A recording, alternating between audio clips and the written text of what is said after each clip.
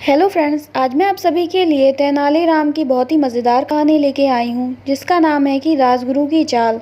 तो चलिए हम अपनी कहानी को शुरू करते हैं।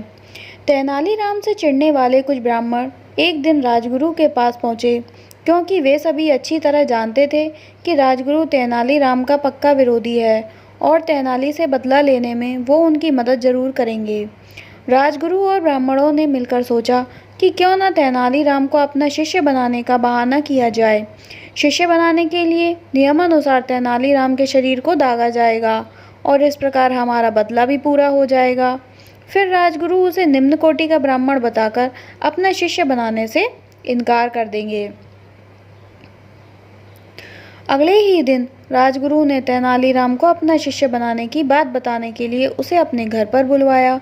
चतुर तेनालीराम राजगुरु की बात सुनकर तुरंत समझ गया कि दाल में जरूर कुछ काला है। आप मुझे अपना शिष्य कब बनाएंगे? तेनालीराम ने कुछ इस अंदाज में पूछा कि राजगुरु को उस पर बिल्कुल भी शक ना हो। तब राजगुरु ने कहा कि इस मंगलवार को मैं तुम्हें अपना शिष्य बनाऊंगा। उस दिन तुम स्नान करके मेरे द्वारा दिए गए वस्त्र धारण करके मेरे पास आ जाना। उसके बाद तुम्हें स्वर्ण मुद्राएं भी दी जाएंगी। इसके बाद विधिवत तरीके से मैं तुम्हें अपना शिष्य स्वीकार कर लूँगा। तब तेनालीराम ने कहा कि ठीक है, मैं उस दिन आपके घर आ जाऊँगा। इतना कहकर तेनालीराम अपने घर चला गया। घर पहुँचकर उसने सभी बातें अपनी पत्नी को बता दी। तब उसकी पत्नी बोली कि आपको राजगुरु की बातें नहीं माननी चाहिए थीं, क्योंकि राजगुरु बिना किसी मतलब के कुछ कभी भी नहीं करता है। इसमें ज़रूर उसकी कोई न कोई चाल होगी।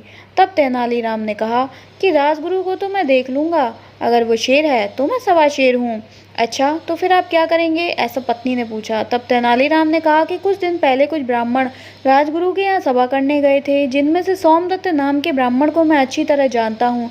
उसकी आर्थिक स्थिति ठीक नहीं है। उसे कुछ स्वर्ण मुद्राओं के लालच देकर राजगुरु के यहाँ हुई सारी बातें पूछ लूँगा। अगले ही दिन तेनालीराम सोमदत्त के यहाँ पहुँच गया। कुछ देर बात करने के बाद उसने सोमदत्त को 10 स्वर्ण मुद्राएं देते हुए कहा कि मुझे तुम्हारी आर्थिक स्थिति ठीक नहीं लग रही है, इसलिए तुम ये मुद्राएं रख लो और मुझे राजगुरु के घर की हुई सारी बातें बता दो। सोमदत्त घबराते हुए बोला कि मुझे नहीं पता। तब तेनालीराम ने जोर देते हुए कहा कि क्यों नहीं बता सकते हो? आखिर तुम भी तो उसी सभा में उपस्थित थे। मैं किसी के कानों का खबर तक नहीं होने दूंगा कि तुमने मुझे कुछ बताया है। तेनालीराम ने भरोसा दिलाया। तब जाकर सोमदत्त ने स्वर्ण मुद्राएं लेते हुए तेनालीराम को सभा में हुई सारी बातों से अवगत करा दिया। समय बीता और मंगलवार का दिन आ गया। तेनालीराम सुबह जल्दी उठकर स्नान करके राजगुरु के घर की ओर चल दिया। राजगुरु के घर पहुंचने पर उसने राजगुरु द्वारा दिए गए सुंदर वस्त्र धारण कर लिए। इसके बाद राजगुरु ने उसे 100 स्वर्ण मुद्राएं देकर बैठने के लिए कहा, क्योंकि नियम के अनुसार अब तेनालीराम को शंख और लौह चक्र से दागा जाना था, इसलिए उन्हें आग में तपाया जा रहा था। जैसे ही वे पूरी तरह तप गए, तभी तेनालीराम 50 स्वर्ण मुद्राएं राजगुरु की तरफ फेंकते हुए बोला कि आधी ही बहुत हैं, आधियाँ वापस रख लीजिए। इतना कहकर तेनाली वहां से भाग गया। अब राजगुरु और ब्राह्मण भी तपे हुए शंख और लौह चक्र लेकर तेनालीराम के पीछे पीछे दौड़ने लगे। यह नज़ारा देखने के लिए रास्ते में काफ़ी भीड़ भी इकट्ठी हो चुकी थी। तेनालीराम भागते भागते महाराज के पास पहुंच गया और बोला कि महाराज, न्याय करें।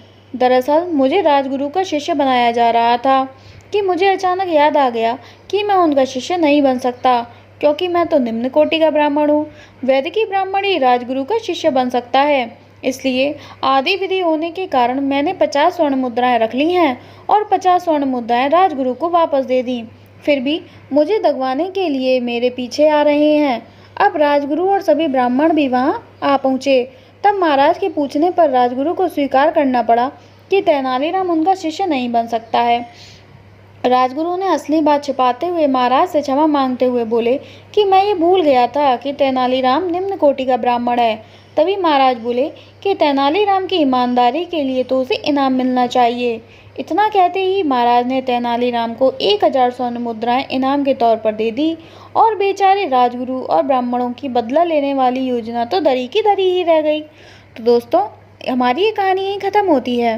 तथा आप लोगों को मेरी कहानी कैसी लगी, प्लीज़ कमेंट बॉक्स में ज़रूर बताइएगा। पसंद आई हो तो इसे लाइक करें, ज़्यादा से ज़्यादा लोगों में शेयर करें और मेरे चैनल को ज़रूर सब्सक्राइब करें, जिससे मेरी और नई नई कहानियाँ जल्द से जल्द आप तक पहुँच सकें। धन्यवाद।